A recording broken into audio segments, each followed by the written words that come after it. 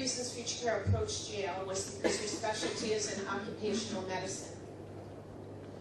And we wanted you to understand that we believe that the pre-employment physical routine and protocols around the world, in most of the major manning agencies and where we hire our crew, are very good, and they're doing the very best they can.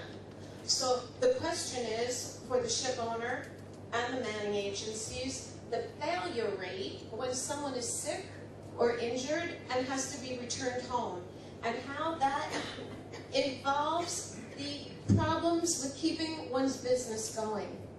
And so I think between Toby's explanation on what a pre-employment physical can do and Marty's explanation of indicators that we should be aware of that exist for crew members that are approved and go on vessels, is to be alerted to the fact that forever this will be the case. There will be these issues where an approved crew member to go on the vessel may have more indicators or a higher percentage of risk to have illness or injury. And with that regard, we get back to what Future Care is trying to show, that some of the medical care management techniques must be provided on board the vessel, at sea, on a daily basis. And of course, we are going to explain that further, but I wanted to qualify the lead up. And Larry, you want to introduce our next speaker? Yes, thank you, Cristina. We have Mr. George Gourdomichalis. Thanks, Larry. Good morning. I'm neither a doctor nor a researcher, but Cristina asked me to talk to you. We met 12 years ago at CMA, and I told her, Cristina, you should come sell this service in Greece. At the time, she didn't have any Greek clients. The reason I thought that it would be important is that we had recently lost a Greek officer a few months prior to the CMA, where he suffered a severe stroke at sea off the North Brazilian coast. The only help available was the old Red Cross medic telephone line, which was good but outdated. By the time the vessel reached North Brazil, the man had expired.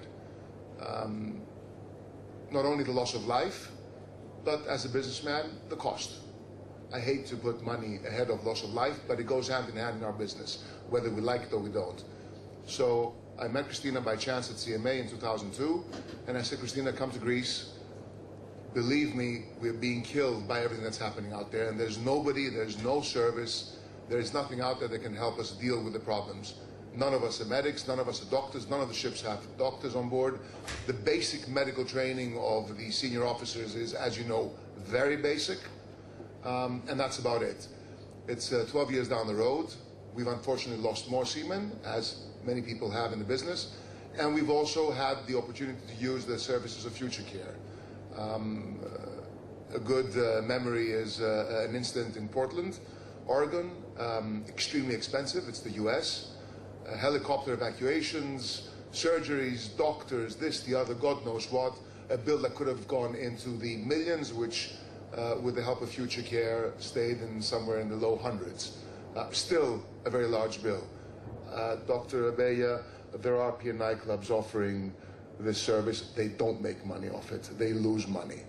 I don't care what you say over here about repatriation rates. I appreciate what you say. I know that they're low.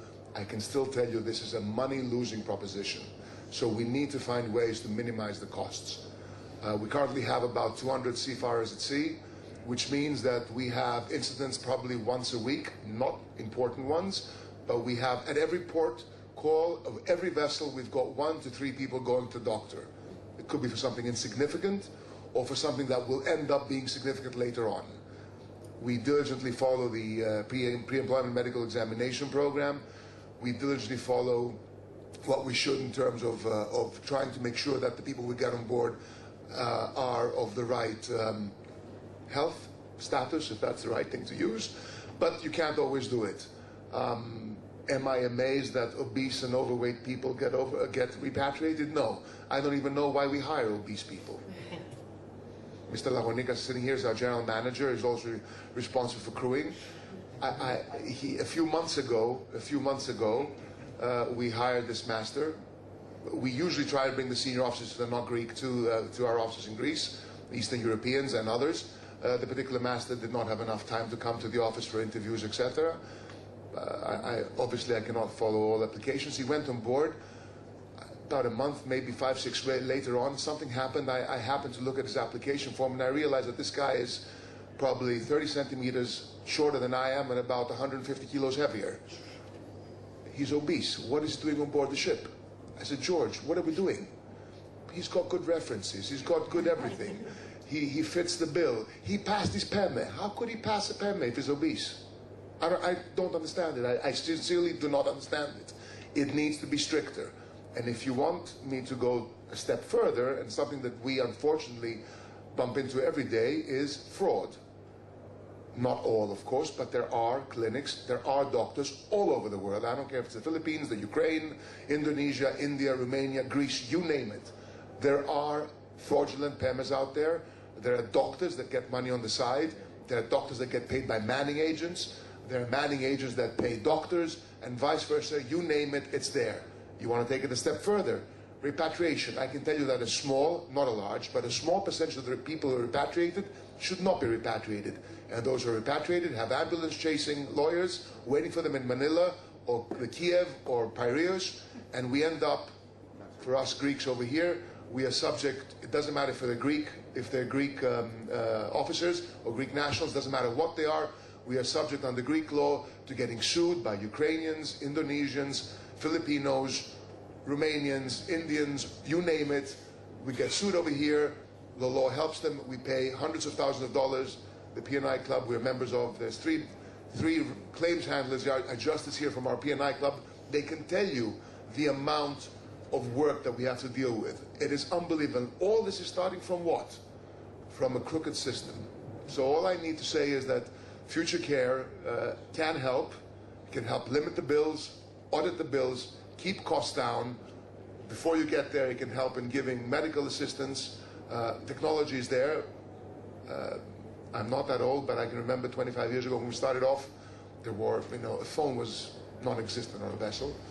Email was not, we were talking earlier, and we talked about GM Comtex, which was the first email communication we had with vessels, which we started using in '95, I think it was. And wow, we said, oh my God, we've got instant communication with a vessel. So things have changed, we should use them. And Cristina, thanks, and I think it was a good choice that you came to Greece 12 years ago.